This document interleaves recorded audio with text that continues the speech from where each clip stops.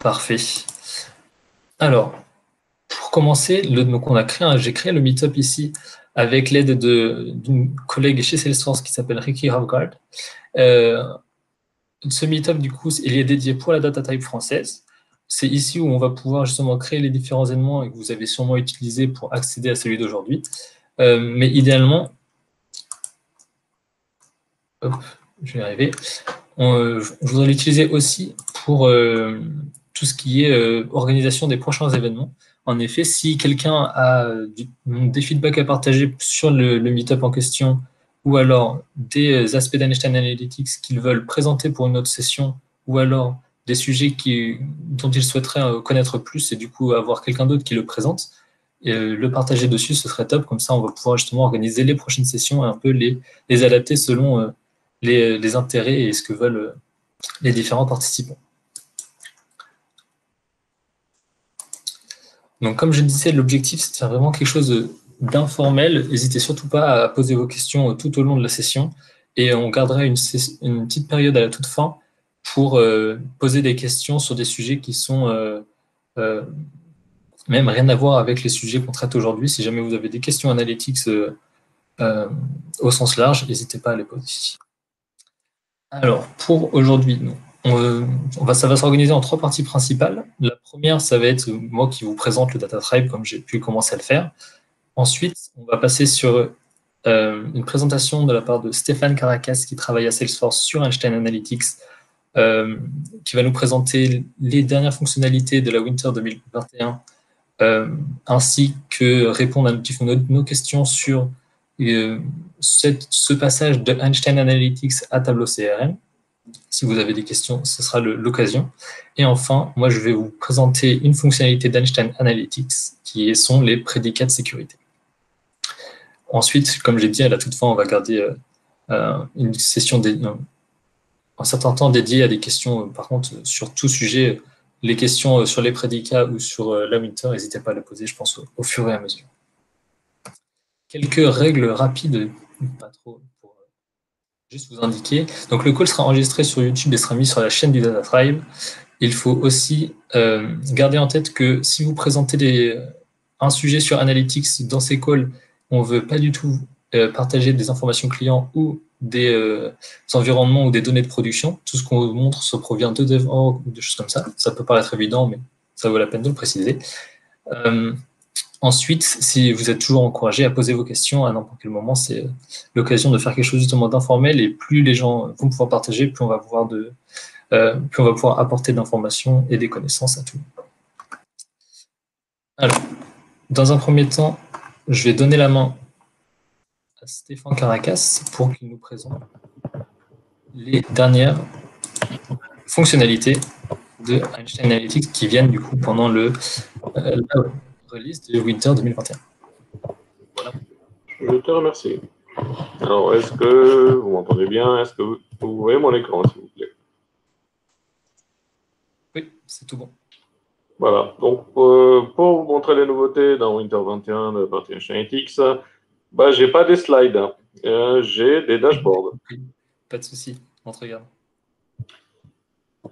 Donc, bien sûr, il y a un de mes collègues qui s'appelle Roman Michalik en Allemagne, qui est le dieu de tout ça. Donc, c'est lui qui fait en fait ça pour toutes les releases. Hein. Donc, si vous avez besoin un jour de montrer ça quelque part, faites-moi signe. Hein, je vais voir comment on peut vous donner accès. Bien sûr, la première nouveauté, effectivement, que j'ai faite avec un petit binding, bien sûr, on passe de Salesforce Einstein Analytics à la partie tableau CRM, mais on va en découdre avec quelques slides que je vous ai quand même présentés pour la fin. Quelques topics, donc la partie, par exemple, engagement. Dans la partie engagement, par exemple, quelques petites nouveautés sur la partie souscription. Donc, je ne sais pas si vous avez déjà joué avec la partie souscription. C'est quelque chose qui s'active dans le setup. On va en profiter pour vous montrer, hein, parce qu'on est là. Donc, où est-ce que ça s'active? C'est dans le setup. Donc, Analytics. Voilà, donc quelque part, ici, normalement, vous avez toute la partie. Voilà, vous avez la partie watchlist, avec une autre que je vais présenter tout à l'heure. Hein. Donc, la partie abonnement. Donc, Qu'est-ce que c'est c'est tout simplement, je peux m'abonner à toute partie des widgets dans un dashboard. Donc, pas celui-là parce que je n'ai pas de vrai widget. Mais justement, si je veux suivre les souscriptions, je peux aller ici. Et vous voyez que j'ai rajouté différents types de charts dans ma souscription. Donc, qu'est-ce qui va se passer? C'est que demain à midi pile, tout ça va partir par email vers mon adresse.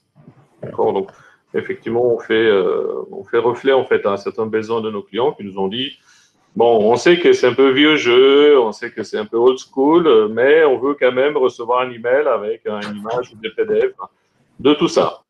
Bon, soit, c'est fait. Voilà. Voilà, donc on revient ici. Donc, effectivement, comment ça marche?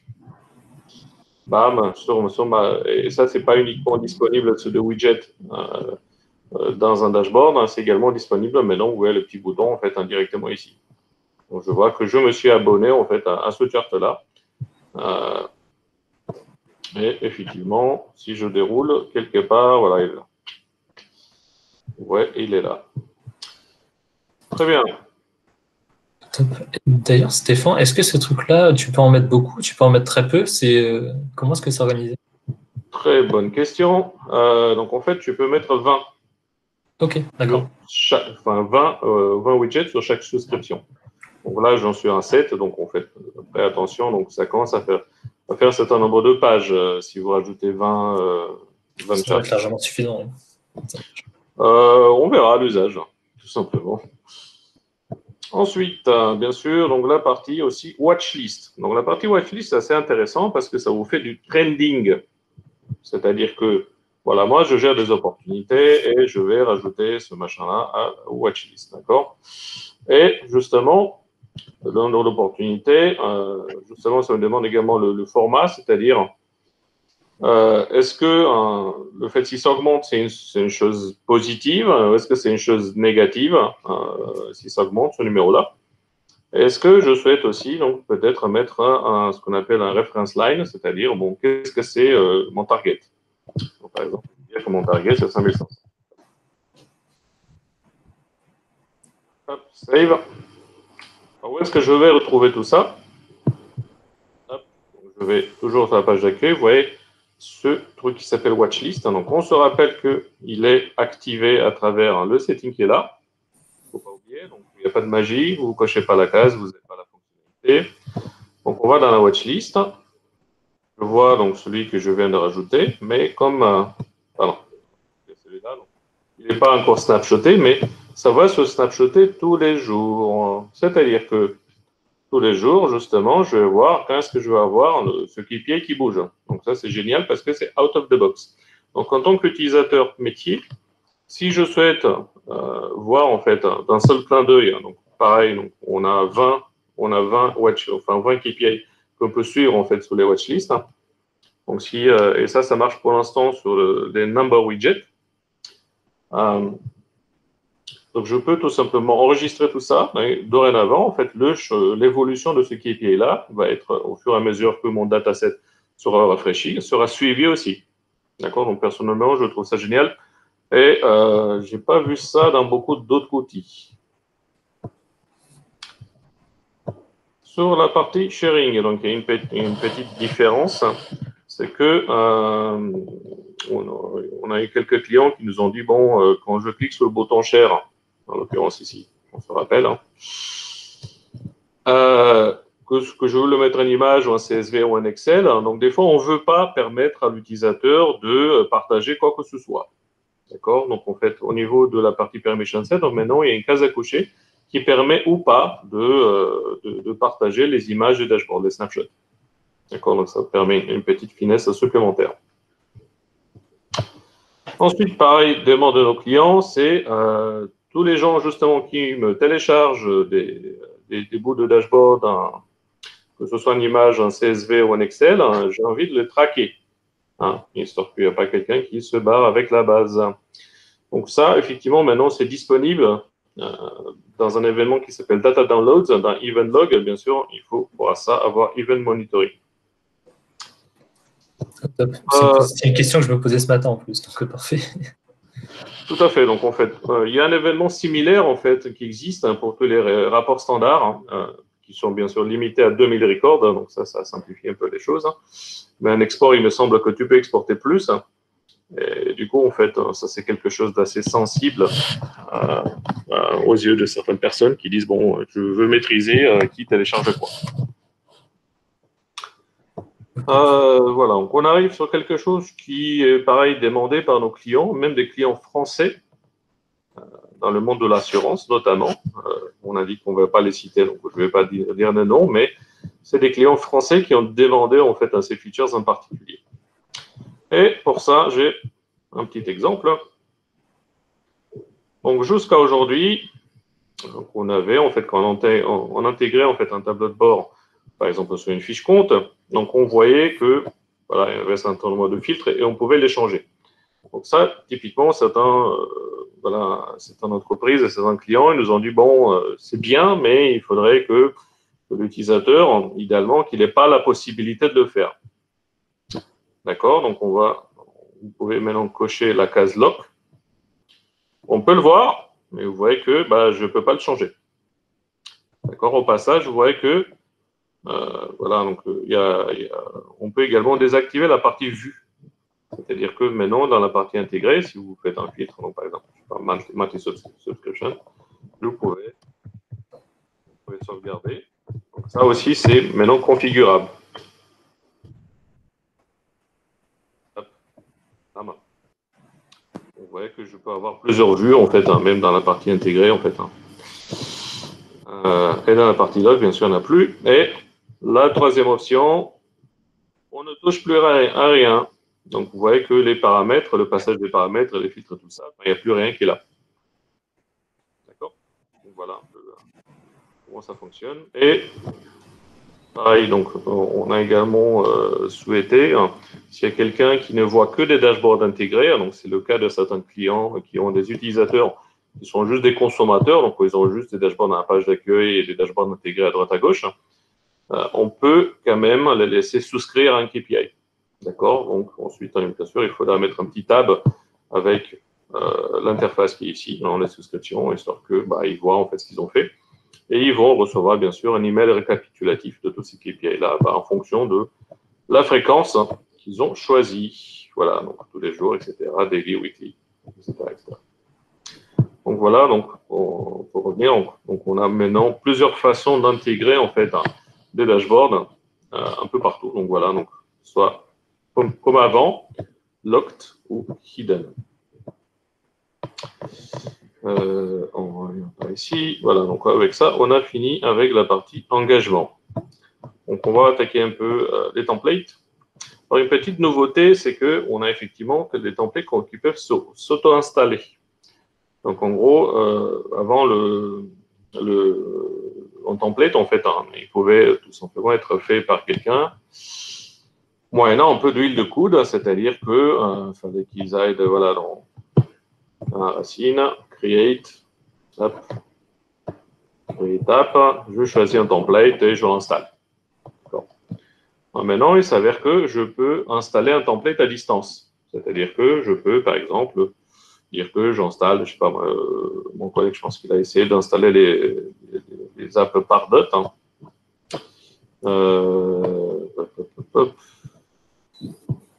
Normalement, dans la partie analytics, je vais chercher ça. Ouais, je passe au running. Donc, normalement, vous allez voir toutes les apps, en fait, analytics qu'on peut installer donc en remote.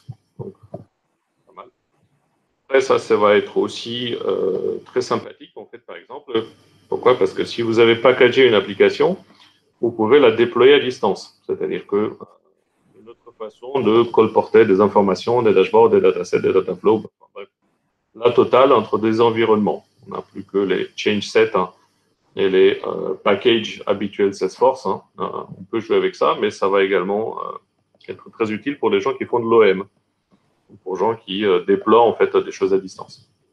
Donc, on peut peut-être moins d'intérêt en fait pour vous en tant que tel. Et il y a une petite nouvelle application qui s'est lancée, qui est la partie Revenue Operations, en gros, c'est le forecast. C'est un sujet qui est très cher à beaucoup de monde en ce moment. Donc, je l'ai ouverte juste pour montrer comment ça fonctionne. Donc, en gros, pour chacun de mes commerciaux, je vais voir sur le close one, plus le commit, plus le best case.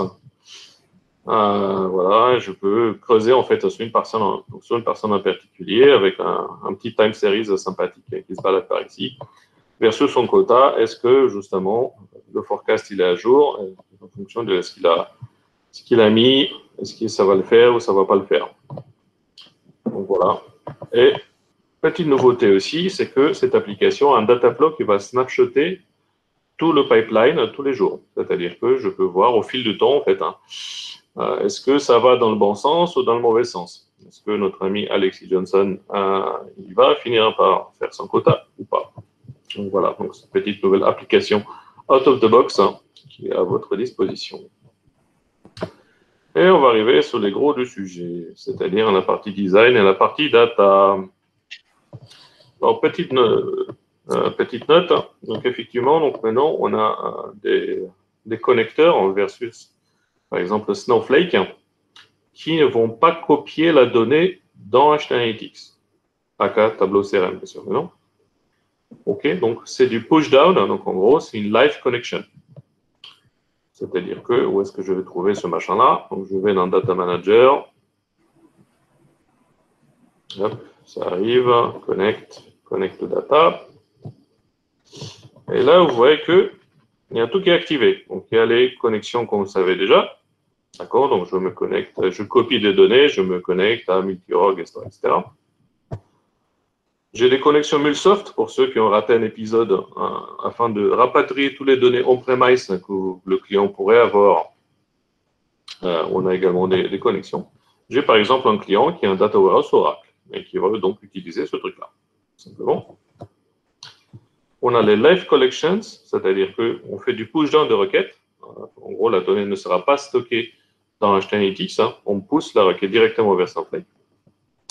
Et dans l'autre sens, on peut écrire maintenant, donc ça c'est une autre petite nouveauté, c'est que beaucoup de nos clients nous ont dit bah, c'est sympathique de faire un super dataset, mais j'aimerais l'exporter en CSV, en fichier, vers un data warehouse, enfin bref, voilà. Donc, on veut utiliser que vos fonctionnalités telles quoi. C'est possible, donc on peut aujourd'hui l'exporter vers deux sources, vers S3, donc sous forme de fichier, ou vers Snowflake, c'est-à-dire que un dataset, donc un data mart dans le jargon de spécialité, peut être maintenant exporté vers Snowflake. Donc, on fait écriture, import-export de Snowflake. Donc voilà, ça c'est quelques petites choses sympathiques de ce côté-là. On a amélioré le widget texte, parce que avant, quand on personnalisait un widget texte, on ne pouvait pas formater comme on veut. Donc là, vous voyez qu'on peut.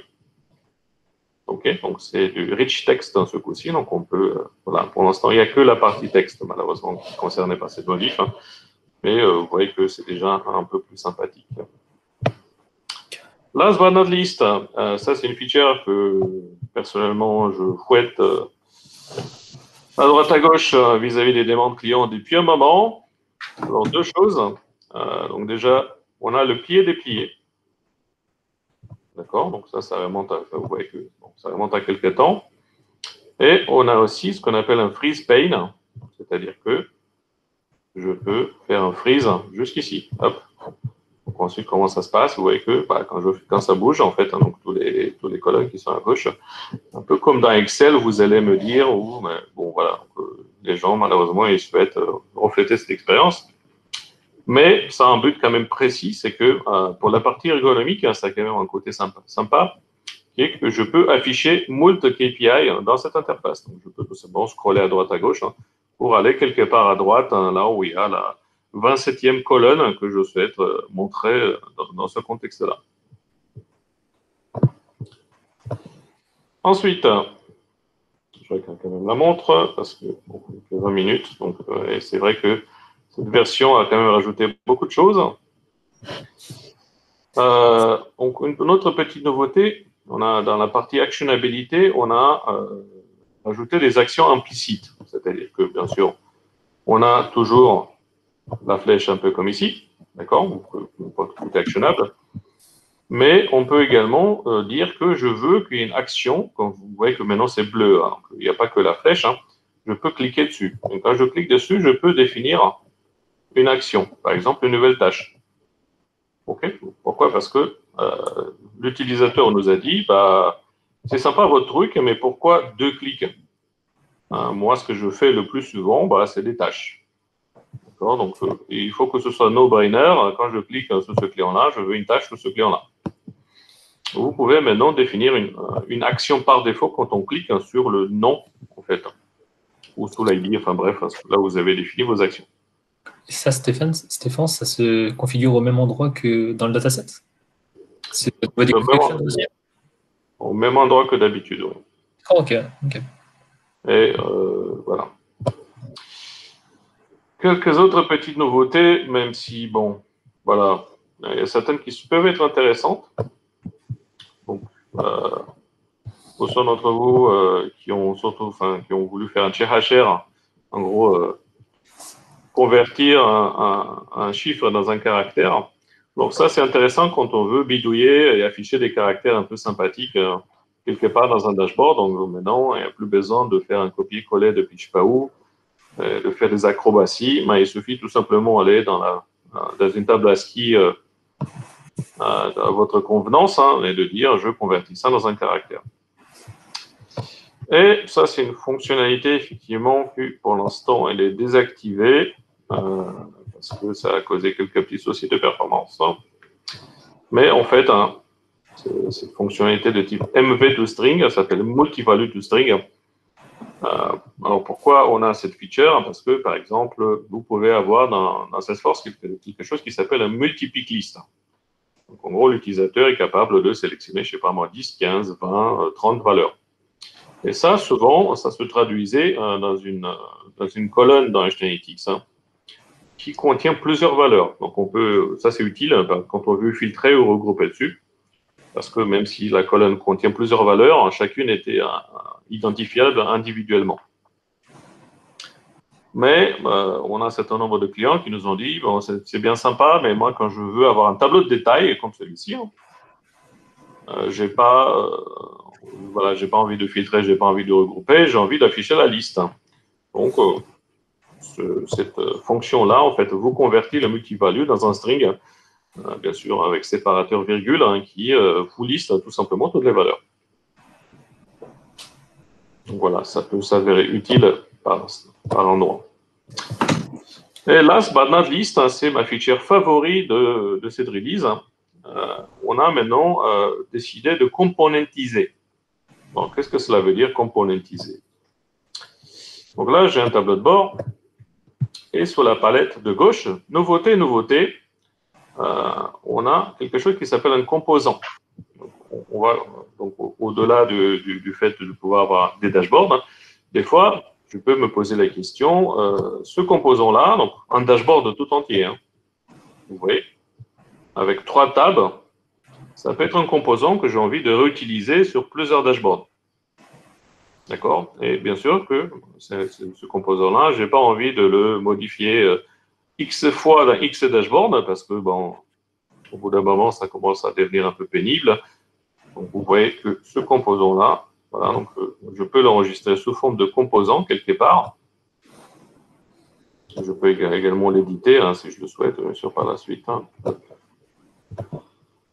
Donc, ça me pose la question, est-ce que tu veux modifier l'original pour tout le monde ou tu veux faire une copie pour jouer? Donc voilà, donc ça c'est un composant. Vous voyez qu'un dashboard peut être un composant, un chart peut être un composant, etc., etc., etc. Donc c'est une approche beaucoup plus réutilisable qu'avant, pour faire simple. D'accord, donc ça, en soi, je connais très peu de solutions qui soient aussi réutilisables que ça.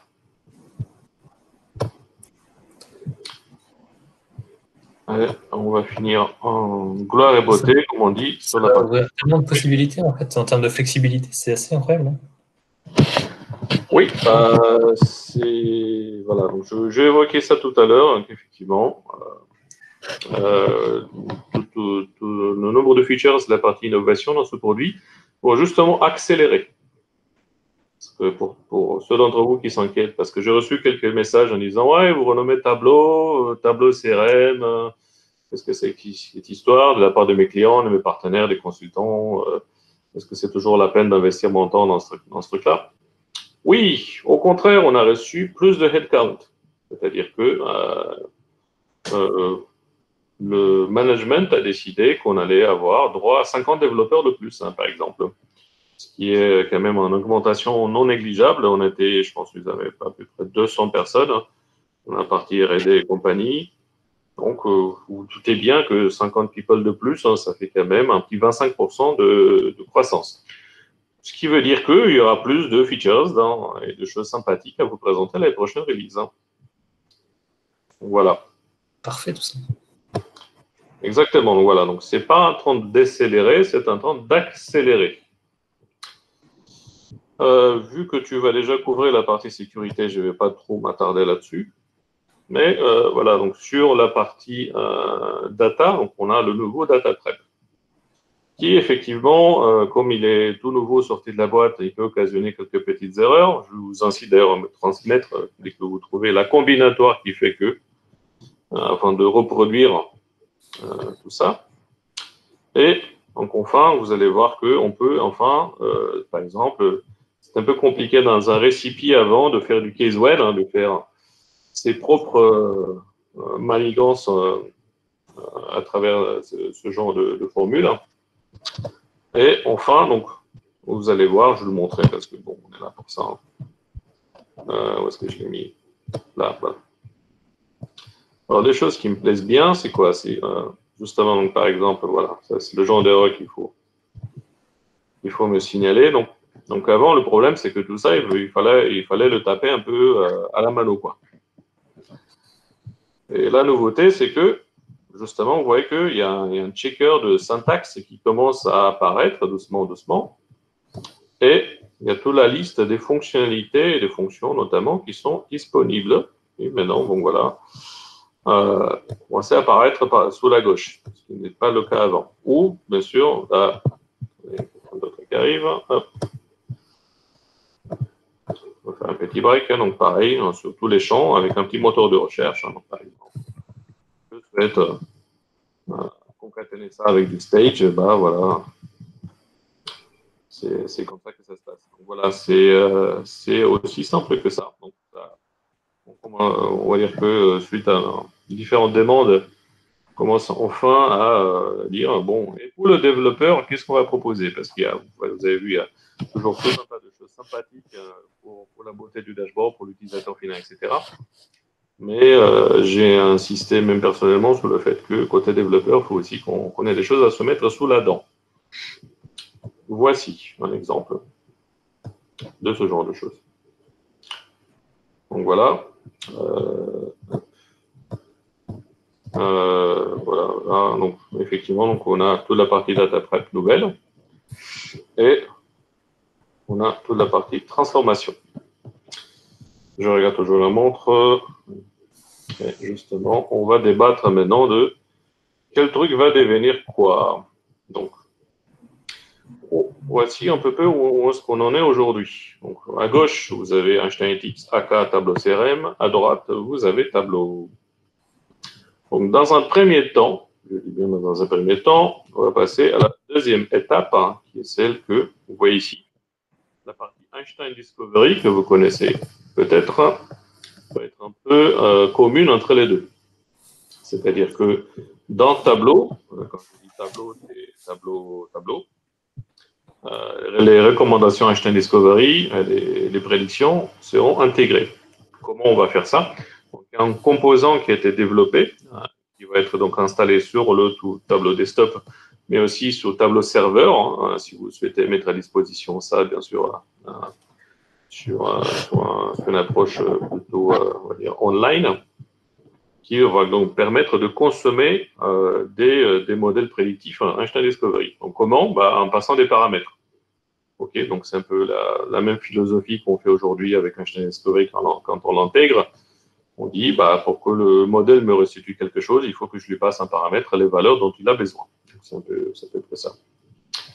La deuxième chose qui va se produire, c'est l'interopérabilité entre la partie data. C'est-à-dire que, c'est un peu la direction aujourd'hui, par exemple, le tableau data prep, d'accord, le tableau data prep, celui qui est à droite, devrait commencer à pouvoir écrire dans HTML5, donc créer un dataset. Et inversement, d'accord. Donc ça c'est l'étape prochaine, on va y arriver. Mais aussi, donc Tableau devrait pouvoir accéder à un dataset HTML5 aka Tableau CRM. D'accord. Donc il y a une démo qui a été faite en site notre user conférence récemment. On a montré en fait un dashboard Tableau qui accédait à un dataset HTML5 avec la petite bagatelle de 10 milliards de records. Donc, et la personne faisait son dashboard Tableau dessus.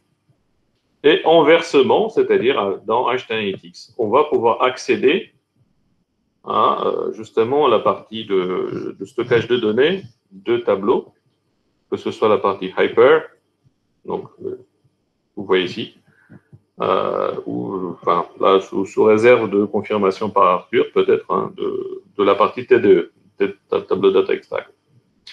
Bon, ça ouvre tout un champ de perspectives qui est assez intéressant. C'est-à-dire que, par exemple, le tableau qui est installé en premise, qui récupère des données depuis tout un tas de sources en premise, qui les stocke dans le tiers tableau, pourrait, par exemple, être une source de données pour un tableau de bord HTML5. On a toujours débattu comment on fait pour que les données en premise arrivent in the cloud, ou inversement, justement, c'est peut-être une bonne occasion de profiter de cette nouvelle architecture qui se profile. Donc, il y a des modules qui seront là à partir de Spring. Donc, la prochaine release, c'est quand même pour assez bientôt. Et bien sûr, il y a à terme.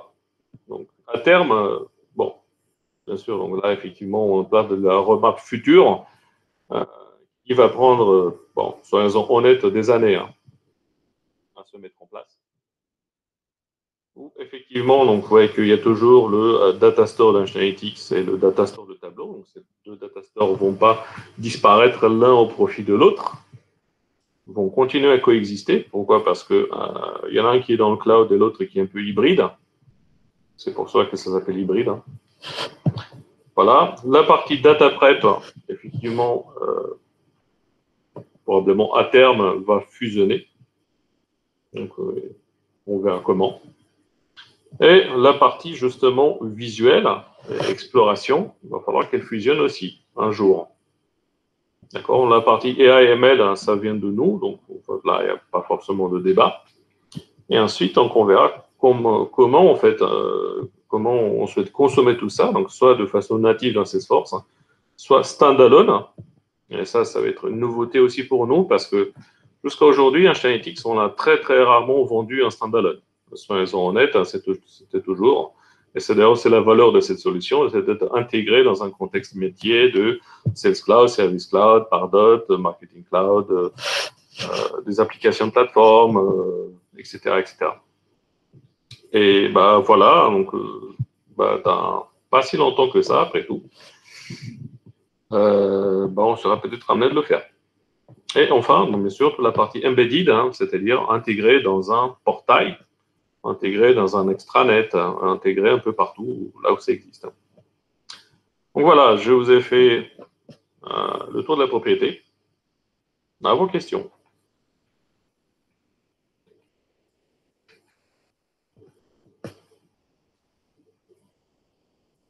Est-ce que vous êtes toujours avec moi? Allô Stéphane, oui, désolé, j'étais en mute. Est-ce que tu sais, justement, pour avoir une idée, le concept de standalone, il compte l'avoir d'ici 2 ans ou c'est quelque chose qui sera plutôt dans 5 ans, par exemple, quelque chose comme ça? Pour Tableau, c'est déjà valable. Oui, Après, oui, c'est vrai, mais c'est vrai que voilà, pour la partie standalone, après, c'est plus une question d'architecture, si tu veux. La seule chose qui a empêché plus ou moins que HTML5 puisse être vendu en tant que standalone, c'était la connectivité sous des données on-premise, qui, bon, soyons honnêtes, qui était pas forcément des meilleurs. Mais aujourd'hui, en fait, si on souhaite vendre HTanalytics tout seul ou en combinatoire avec MuleSoft pour justement faire un peu comme un outil Pure Cloud, comme un Domo ou un Burst, pour citer des concurrents Pure Cloud, on peut le faire. Donc, si tu veux, technologiquement parlant, mais aussi de point de vue licensing, on peut vendre HTanalytics en standalone dès maintenant. D'accord? C'est juste que pour l'instant, et je vais vous donner quelques métriques assez intéressantes.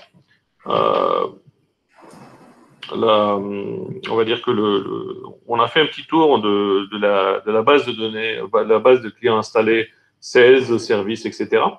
Et la pénétration de la partie HTanalytics, elle est inférieure à 10%.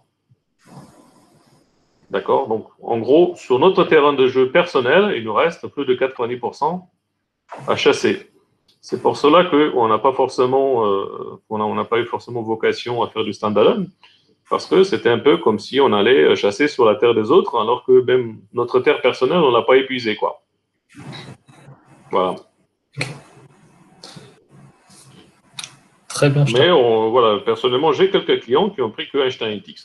J'ai même un très gros client français qui a pris HTanalytics avant de prendre Sales Cloud. C'est assez marrant. Oui, c'est vrai que ça paraît étonnant. Okay. Voilà, c'est une très grosse SS2I française, parmi le top 3.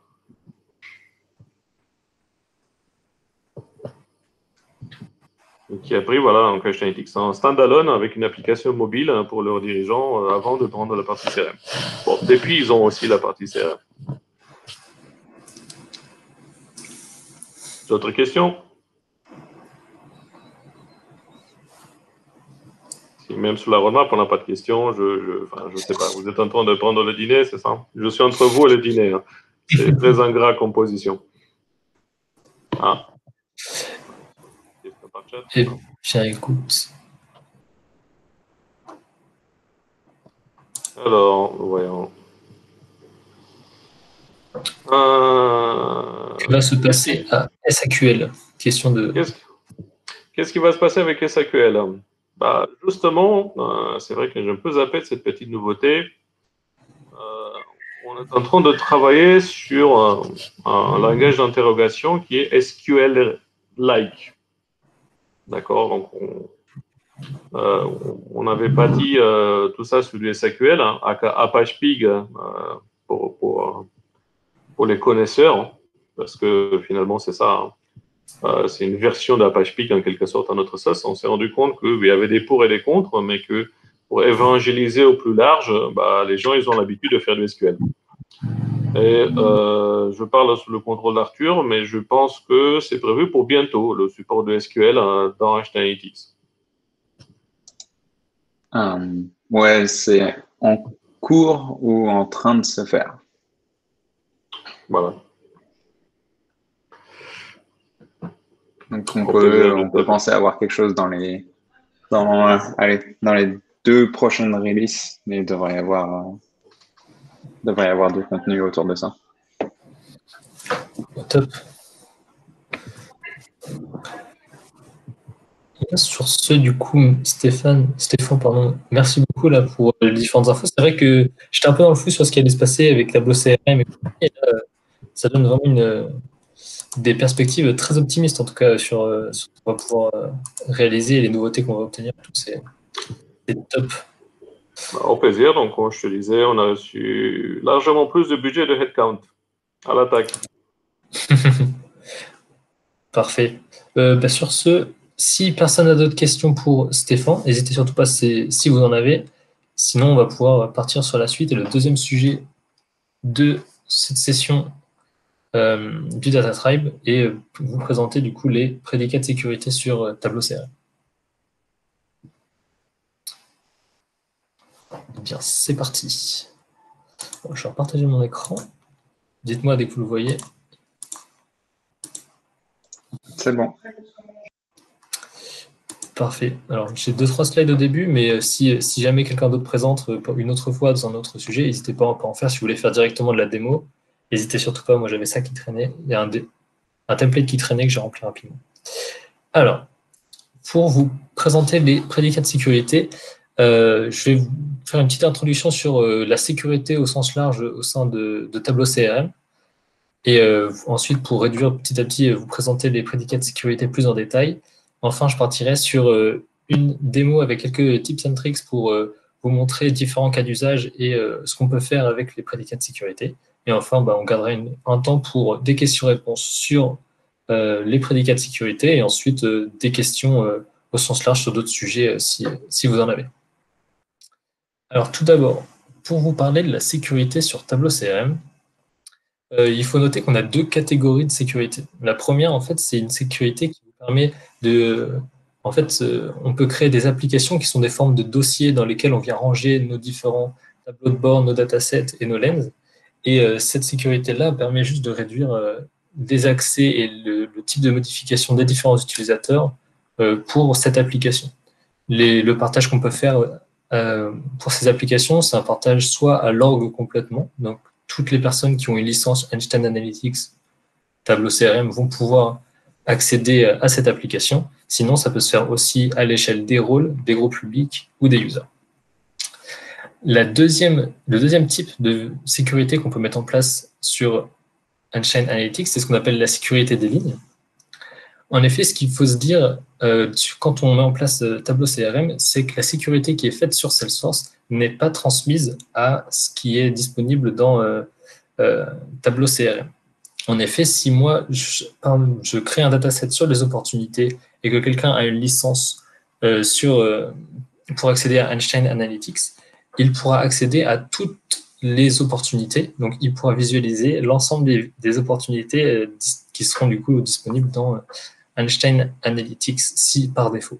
Il faut, pour réduire la visibilité, ajouter configurer en fait la sécurité côté Tableau CRM qui, elle, est différente de celle qui est faite dans Salesforce.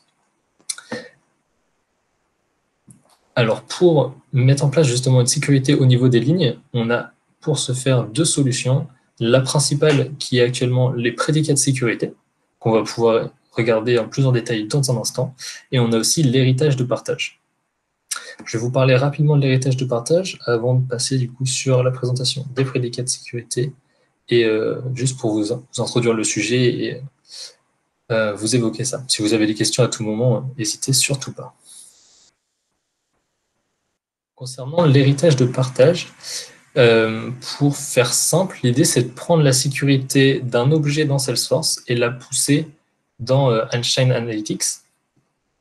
Ce qu'il faut savoir, c'est ça se fait au niveau d'un dataset et on peut pousser la sécurité d'un seul objet. L'implication de pouvoir pousser un seul objet, c'est que par exemple, si je choisis de faire un dataset sur les opportunités, mais que je veux une sécurité au niveau des comptes, donc je prends l'objet de la sécurité au niveau des comptes de Salesforce et je la pousse sur mon dataset des opportunités.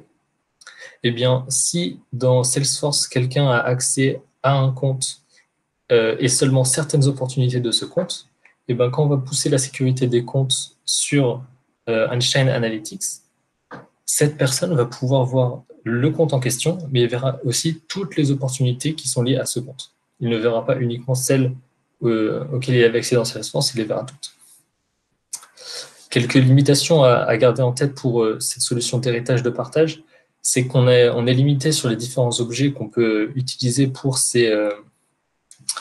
héritage de partage, pour cette fonctionnalité. Et on a aussi un nombre de règles max de visibilité, que ce soit au niveau des users ou au niveau des objets, qui font que parfois certains users ne sont pas couverts par la règle d'héritage de partage. C'est une question de performance, si je ne dis pas de bêtises. Si jamais vous vous posez la question si vous pouvez ou pas le mettre en place, il y a un outil sur Salesforce qui vous permet de savoir si vous êtes couvert par cette fonctionnalité. Je vais vous la montrer très rapidement. C'est ici dans le setup. Vous pouvez aller regarder en cliquant Assessment. Oups. Et là, on voit Sharing Inheritance Coverage Assessment. Et ici, vous verrez donc, la possibilité de choisir l'objet qui vous intéresse, donc si on veut le faire par rapport au compte, et regarder si on est couvert si en poussant cet objet en termes de sécurité.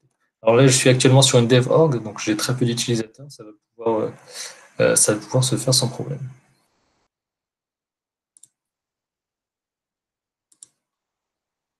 Bon, il tourne, on y jettera un petit coup d'œil après si besoin. Mais ça vous permet du coup d'avoir le pourcentage de personnes couvertes, savoir si oui ou non cette solution vous suffirait ou pas.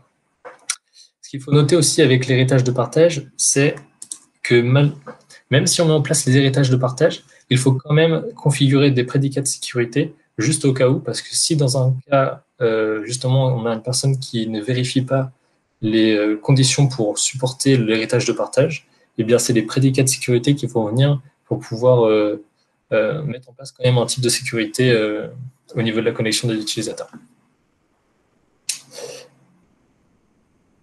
Donc voilà.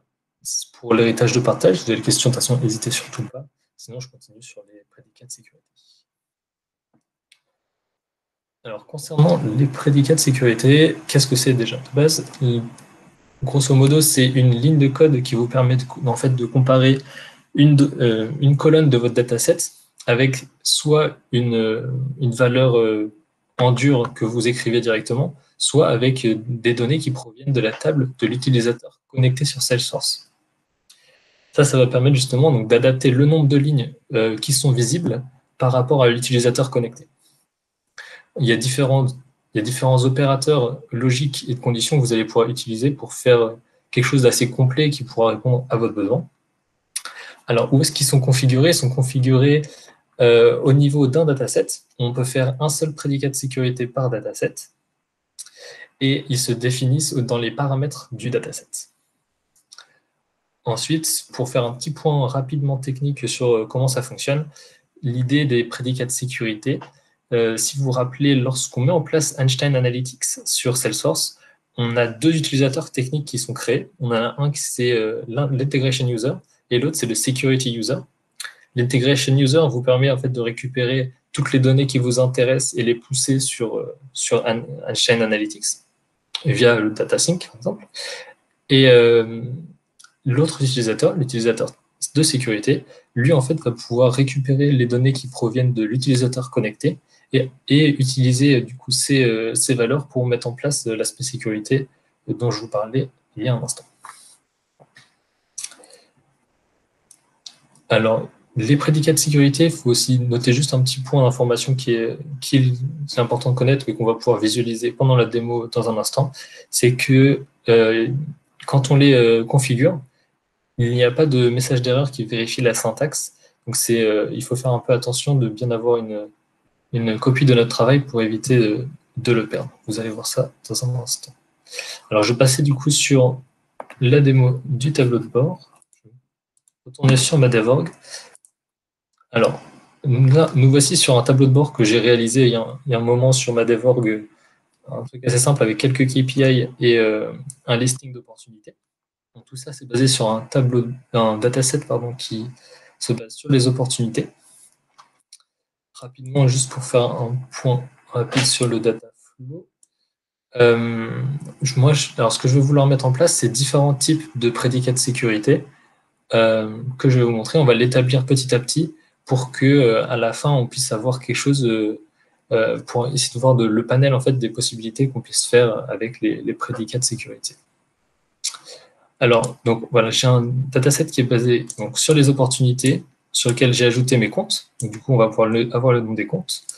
Ensuite, dans mon data flow, j'ai une partie centrale ici, tout ici, qui va ajouter des informations, des champs, on va dire, techniques pour mes prédicats de sécurité que je vais pouvoir vous présenter au cas par cas selon les use cases que je vais vous présenter. Et enfin, on crée notre register à la fin pour créer notre dataset.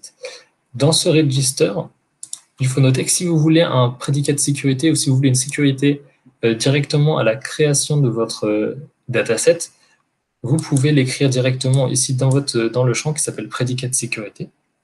Par contre, si le dataset existe déjà, mettre à jour ce champ n'aura aucun effet sur le prédicat de sécurité du dataset.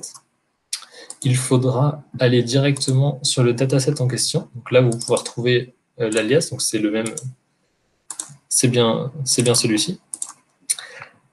il faudra le modifier du coup directement dans le champ qui s'appelle Security Predicate, ici, tout en bas des paramètres de votre dataset.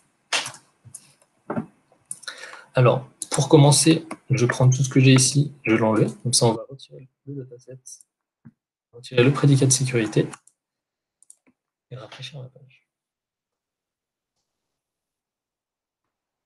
Alors j'ai préparé du coup quelques exemples que je vais vous montrer. Donc le premier exemple que je vais vous montrer, c'est par exemple mettre une valeur en dur. Donc c'est mettre quelque chose directement ici, on ne se base pas sur la table de l'utilisateur connecté, on met vraiment quelque chose qui sera immuable. C'est quelque chose qui est peu utilisé, mais c'est pour vous montrer un exemple très simple pour commencer.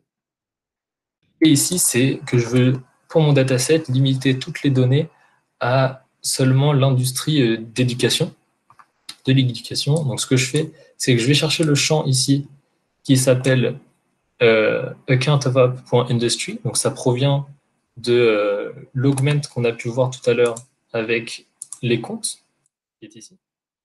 Donc ça provient, ça arrive ici. Hop. Et ensuite, on va faire en sorte qu'on veut voir uniquement l'industrie de l'éducation. Donc je vais revenir dans mon dataset, l'insérer ici dans mon petit cas de sécurité et rafraîchir ma page ici. Et voilà, du coup, on voit, donc ça a fonctionné, on voit uniquement une industrie qui est sur l'éducation. Donc maintenant qu'on a fait un cas simple, on va pouvoir passer sur des choses un petit peu plus intéressantes, notamment au niveau, en utilisant, en exploitant la table de l'utilisateur connecté. Pour ce faire, au lieu de mettre une valeur en dur, comme j'ai pu le faire ici, en mettant directement la valeur, on va pouvoir utiliser ici $user point et mettre ensuite le champ de la table des utilisateurs qui m'intéressent. Comme le prochain exemple que je vais vous montrer ici, on veut que une personne qui se connecte sur le tableau de bord voit uniquement les données qui proviennent des opportunités qui l'appartiennent. Donc ce qu'on va faire, c'est regarder le owner ID de mes opportunités et vérifier qu'il est bien égal à l'ID de la personne qui est connectée. Donc si je prends celui-ci,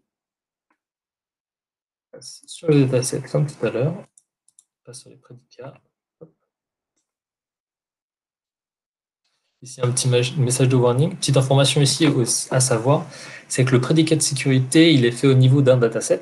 Mais si vous réutilisez ce dataset dans un dataflow, dans un autre dataflow pour créer ensuite un autre dataset, le prédicat de sécurité ne sera pas poussé vers ce nouveau dataset. Il faudra du coup en recréer un pour ce dataset en question.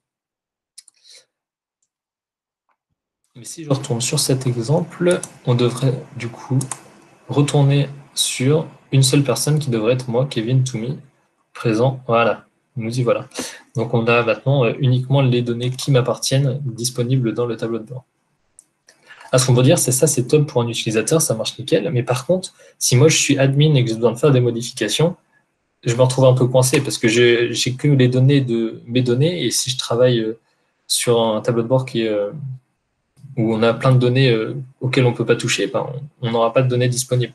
Donc ce qu'il faut faire, c'est mettre en place en fait une condition qui exempte les prédicats, les sécurités pour quelqu'un qui est admin sur Einstein Analytics. Donc ça, pour un moyen simple de le mettre en place, c'est en fait de créer un champ sur la table utilisateur. Alors moi, c'est un champ que j'ai appelé isBIAdmin, que j'ai mis qui est par défaut vide, mais que je mets à true pour mon utilisateur. Donc, je vais pouvoir le montrer. Par exemple.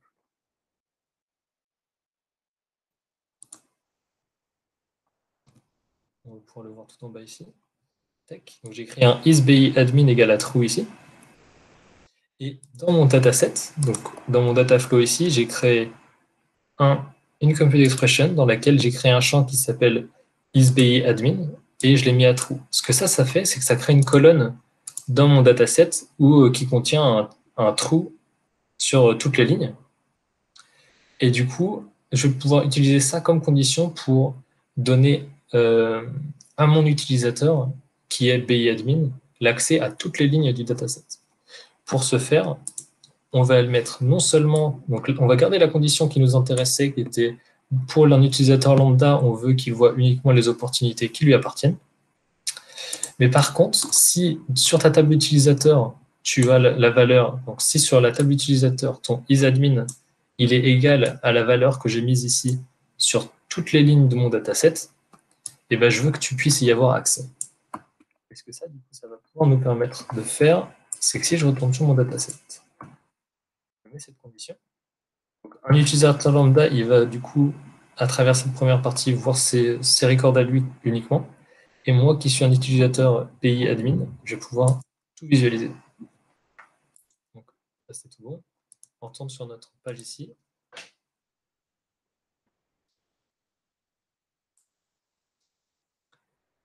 Et c'est bon, j'ai de nouveau accès à l'ensemble de mes données. Donc, pour faire des configurations ou ce qu'on veut, on est tranquille. Donc, l'avant-dernier use case que je voudrais vous montrer, c'est, donc là, on a mis en place quelque chose où on voit uniquement les données qui nous appartiennent.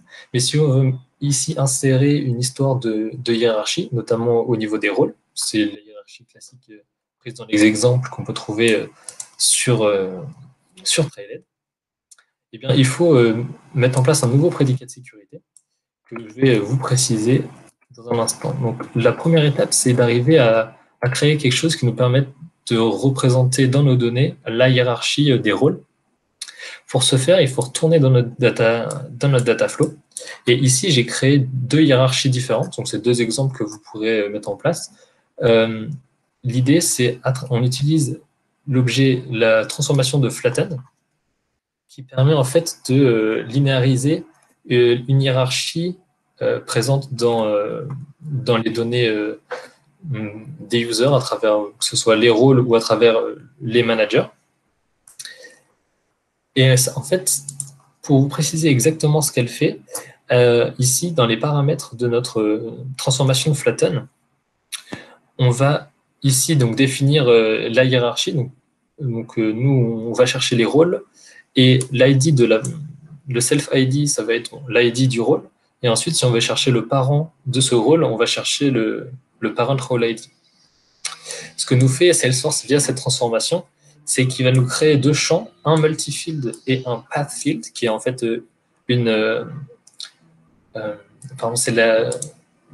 c'est la liste en fait des valeurs qui sont contenues dans ce multi-field, mais séparées par un point virgule et rangées dans un champ texte. Et du coup, ces deux champs vont contenir la liste des ID correspondant à la hiérarchie de l'opportunité en question. Donc, par exemple, moi, je prends une opportunité 1, j'aurai l'honneur en question. Son honneur, je vais prendre son rôle, et ensuite, la hiérarchie qu'on va pouvoir visualiser ici, c'est la hiérarchie des rôles qui commence à partir de l'honneur de cette opportunité et qui monte jusqu'en haut de la hiérarchie. On est obligé d'avoir une fin à cette hiérarchie, sinon ça ne fonctionne pas. On peut inclure à cette hiérarchie le rôle de l'honneur si besoin, ou on peut avoir juste à partir de son parent jusqu'en haut. Donc ici, ça dépend s'il faut cliquer sur la checkbox ici, si c'est quelque chose qui vous intéresse dans vos conditions. Une fois qu'on a créé cela, on peut retrouver en fait ici, donc par défaut ici, vous ne retrouverez pas les champs de hiérarchie, si je dis pas de bêtises. Là, on ne les retrouvera pas ici en sortie. Mais si vous les voulez absolument, si vous voulez les visualiser, il y a un flag que vous pouvez ajouter dans le JSON de votre Dataflow pour les rendre visibles et pouvoir voir si tout correspond à ce que vous voulez. C'est quelque chose qui peut se trouver facilement sur Internet si besoin, mais si jamais vous êtes coincé et que vous n'arrivez pas à le trouver, honnêtement, vous pouvez me poser la question soit sur Meetup ou sur LinkedIn, je pourrais vous le communiquer. Voilà, donc une fois qu'on a ça, on a créé du coup deux champs de hiérarchie. Et celui qui va nous intéresser, c'est le multi-field qu'on a pu voir ici. Ce multi-field, ici, correspond du coup à la liste des différents rôles qui remontent en haut. Et donc, ce qu'on va pouvoir faire, c'est créer cette partie-là de notre prédicat de sécurité qui nous dit notre rôle ici. Donc, là, vous pouvez voir le nom d'API correspond au nom d'API que j'ai inséré juste ici.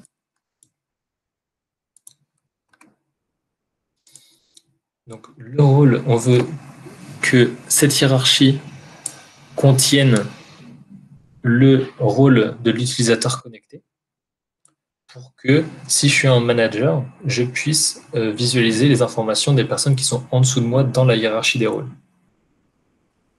Parce que, vu que je suis au-dessus, je serai forcément dans la hiérarchie qui remonte jusqu'en haut à partir de l'honneur de l'opportunité en question. Si ça, c'est pas clair, n'hésitez pas à me reprendre. Voilà, donc du coup, je prends ce prédicat ici. Et juste pour vous assurer que ça fonctionne bien et que mes accès ne proviennent pas de l'aspect admin, je vais prendre uniquement cette partie-là du prédicat pour que vous voyez que ça fonctionne bien à travers cette condition-là et que ce n'est pas celle-ci qui prend le dessus. Hop. Je passe ici dans les prédicats.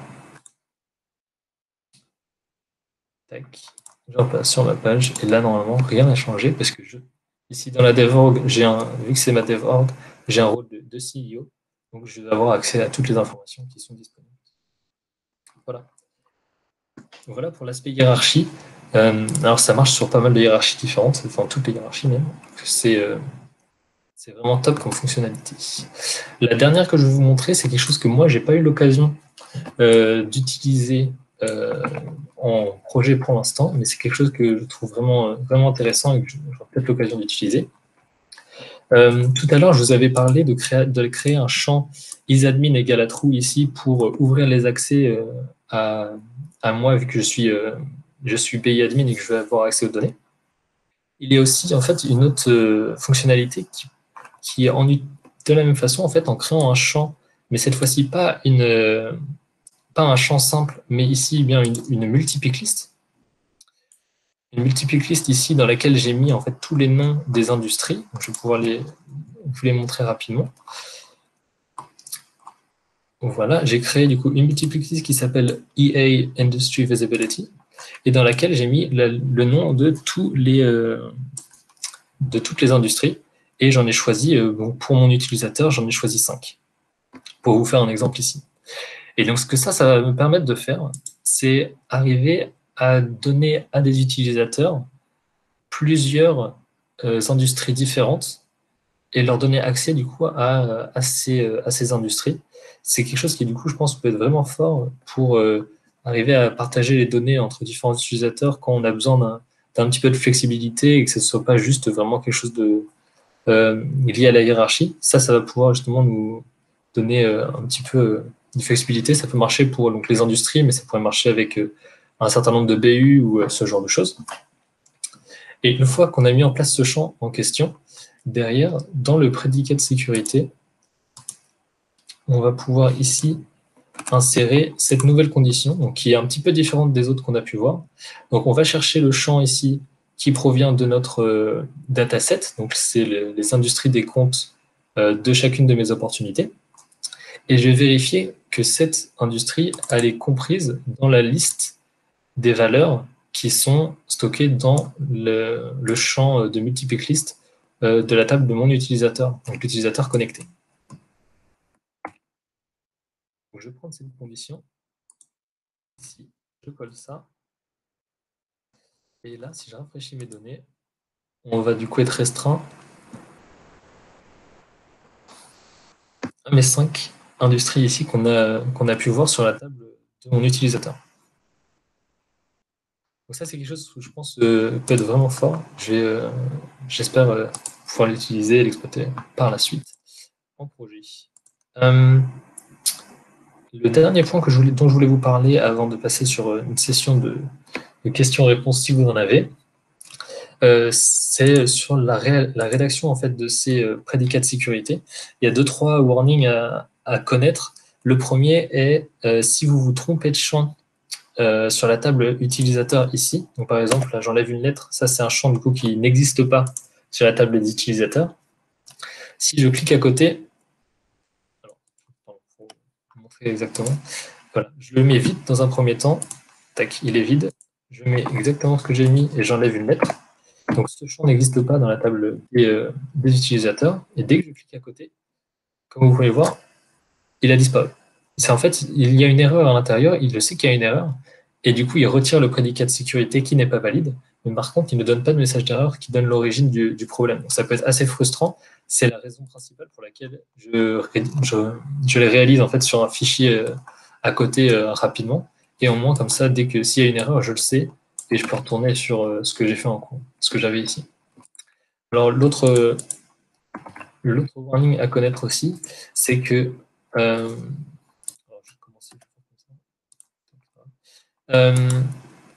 au niveau de la syntaxe, les conditions, donc les opérateurs logiques, c'est forcément des doubles barres verticales ou des doubles et, parce que les AND et les OR ne fonctionneront pas ici dans la condition. Et enfin, la dernière remarque que j'ai, enfin les deux dernières remarques, c'est aussi, en fait, les espaces ont une importance capitale aussi. Si vous oubliez un espace, ici, il va le retirer aussi. Et enfin, la dernière, c'est que, ça, il faut faire attention, si on met le nom si le champ du dataset n'est pas bon, donc ça, c'est un champ c'est le nom d'API d'une colonne de mon dataset. Si lui, il est faux, ici, le Einstein Analytics ne s'en rendra pas compte et va le garder quand même. Le problème, c'est que le prédicat ici, il n'est pas bon. Donc, si je vous montre, ici, imaginons on a quelque chose de faux et que je retourne sur mon dataset, sur mon dashboard, pardon, on va se retrouver en fait à mettre tous nos KPI en erreur. Donc, c'est vraiment un point à garder en tête. Les noms d'API qui proviennent du dataset ont besoin d'être nickel, sinon vous allez le voir très vite, quoi. Voilà pour moi. Je vous ai présenté du coup les différents éléments que je voulais vous indiquer pour les prédicats de sécurité. Si vous avez des questions sur ce sujet-là dans un premier temps, c'est le moment, n'hésitez surtout pas. Et sinon, on pourra passer sur un temps de questions-réponses un peu plus, au sens un peu plus large de tableau CRM si vous le voulez. Je vous écoute.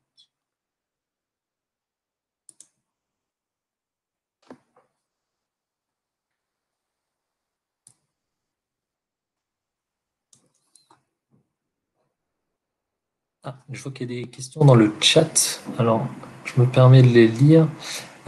Bonjour, il n'était pas possible de mettre comme condition isBeImamin égale true dans le prédicat. Alors le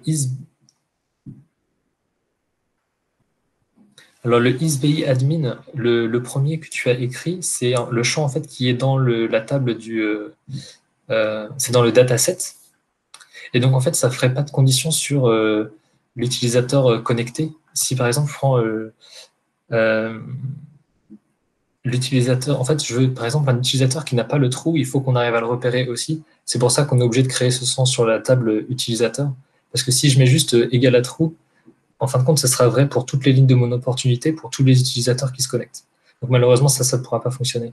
C'est pour ça que c'est vraiment important d'avoir les deux côtés. Donc, l'information égale à true sur toutes les lignes de mes opportunités, et ensuite sur mon utilisateur connecté, avoir un flag qui me permet de savoir si oui ou non je suis un pays admin.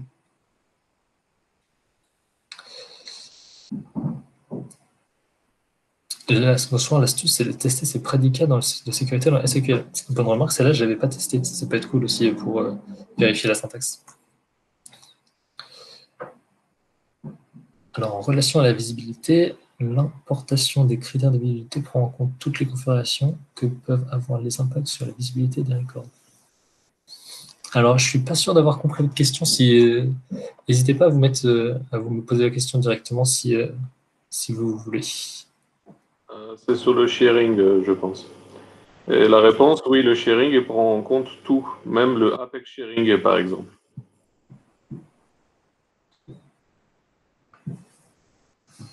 Le micro, si tu nous entends.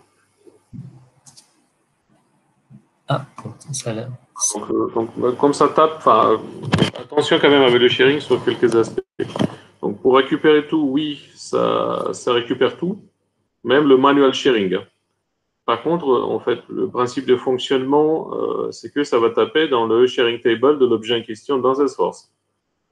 Alors, tant que la volumétrie de cet objet-là, le nombre d'utilisateurs reste raisonnable, ça va, quoi. Sinon, bah, on peut se réveiller avec des sharing tables qui font des milliards de records. Pour vous donner un exemple chez un client que je ne vais pas citer, connu de Kevin aussi, tu peux avoir un objet qui a 10 millions de records et tu peux avoir 10 000 utilisateurs. Et ben, en fonction de ce qui a été fait côté sécurité, la sharing table peut facilement atterrir dans les 1 ou 2 milliards de records. Du coup, quand tu actives le sharing et tu dis ouais, j'ai de la sécurité dans Salesforce, le dashboard, avant de s'afficher, va en fait envoyer une requête à la partie opérationnelle pour justement obtenir quels sont les records que tu es censé voir. Or, si l'objet côté Oracle fait 2 milliards de records, bah, il va répondre dans une minute et demie, avec un peu de chance, sous la barre de 2 minutes, hein, parce que c'est une requête quand même assez précise hein, sur un user ID. Mais bah, côté performance, c'est pas terrible. C'est-à-dire que finalement, ton dashboard qui prendrait normalement HTML oblige 2 secondes à s'afficher, bah, il va prendre 2 minutes. Et du coup, c'est pas très sympa. Je trouve pour l'instant que ouais, les prédicats de sécurité, ça reste la solution la plus adaptée dans la plupart des use cases, si je dis pas de bêtises, Stéphane. Non, tu as entièrement raison, en fait. Après, justement, pourquoi tu as raison alors, avec des real-time, ouais, c'est ça, voilà. Donc, pour répondre à Domenico, donc, sur là où c'est sensible, c'est que la requête de sharing, elle est faite en real-time sur la plupart des objets, sauf certains objets qu'on a commencé à améliorer. Là, pareil, je parle sous le contrôle d'Arthur. Mémoire sur l'objet opportunité, on a commencé à réfléchir à une autre stratégie de sharing, où en gros, on fait un espèce de duplicat de la table de sharing du côté Einstein Analytics, discret, hein, on le stocke quelque part. Du coup, on fait de la requête, au lieu d'être adressé en real-time sur la partie core, on l'adresse sur un dataset caché dans HTML, qui est beaucoup, beaucoup plus rapide. Et il y a toujours un peu comme la un peu comme la sync dans des datasets normaux, ce sharing table va être, on va dire, rafraîchi tous les X temps. De mémoire, c'était tous les jours, un truc comme ça, quoi. Donc voilà, ça c'est pour pallier aux limites en fait de l'inheritance. Donc il y a ces stratégies qui ont commencé à être mises en place. Après, mon expérience personnelle sur le sujet, c'est que très souvent les clients ils disent ouais, moi je veux la même sécurité dans Salesforce. À peine un mois plus tard, ils disent je veux la même sécurité dans Salesforce, sauf cette exception. Et 2 mois après, la liste d'exceptions commence à faire une page. 6 mois après, la liste d'exceptions commence à faire 6 pages. Donc, de toute façon, tôt ou tard, on en arrive au prédicat, quoi. Voilà, parce que en fait, ils croyaient vouloir hériter tout de Salesforce, mais dans la vraie vie, très souvent, on arrive, ouais, mais en fait, je veux que tel manager et tel manager dans le même rôle puissent voir leurs résultats respectifs. Ah bah voilà, Kevin vient de le montrer, hein, c'est une simple case à cocher d'inclure son rôle dans le flatten oligarchie, et ça résout un problème. Parce que souvent, pareil, nos clients, ils sont dans un mode qu'on appelle private hein, sur leur Salesforce, hein, c'est-à-dire que bon, l'utilisateur ne peut pas voir les records du voisin, mais à travers un Shiny on peut ouvrir ça. Voilà. Je vous ai fait le petit bêtisier habituel que je rencontre chez nos clients en ce moment, mais dans de 90% des cas, notamment sur les grands comptes, on en arrive au prédicat. Très bien. Je reviens juste un instant sur la remarque de Virginie qui du coup, fait une remarque intéressante. Si j'étais pas assez précis, c'est parfait, comme ça je vais pouvoir le repréciser. En effet, donc Virginie demandait pourquoi est-ce qu'on pourrait pas faire $user.isBIadmin égale true. Donc, pour essayer de répondre à ta question, je vais partager mon écran rapidement pour le faire directement là, sur mon notepad.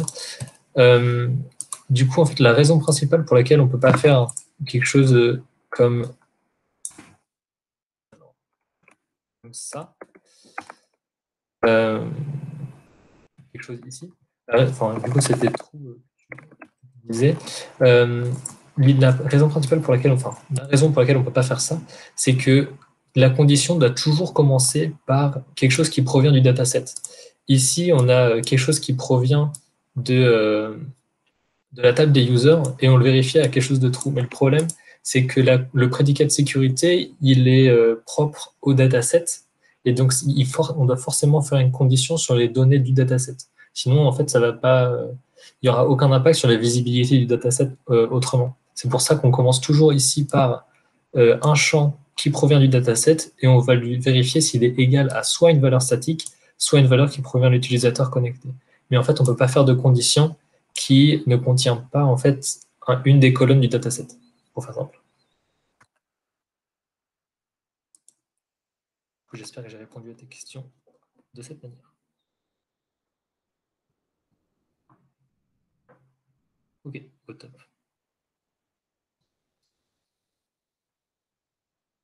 Alors, une dernière question ici, je vois, y a-t-il la possibilité de séquencer le run des jobs pour le studio Data Prep? Alors, je t'avoue que là, je n'ai pas forcément la réponse, je vais peut-être me tourner vers Stéphane. Je prends la main. Pas encore, ça arrive. Hein. Donc pareil, j'en fais référence à Arthur, le fameux projet Symfony.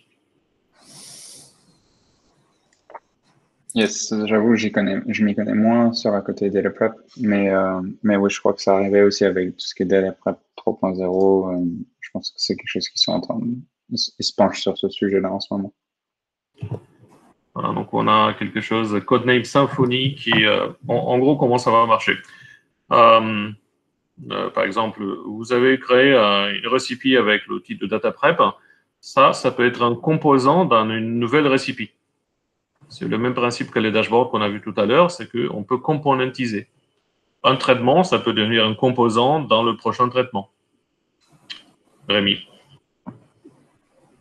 Mais c'est pas encore livré. C'est pour l'année prochaine. Quand exactement? Je peux prendre la question en particulier et voir avec Tim s'il peut me dire quelque chose.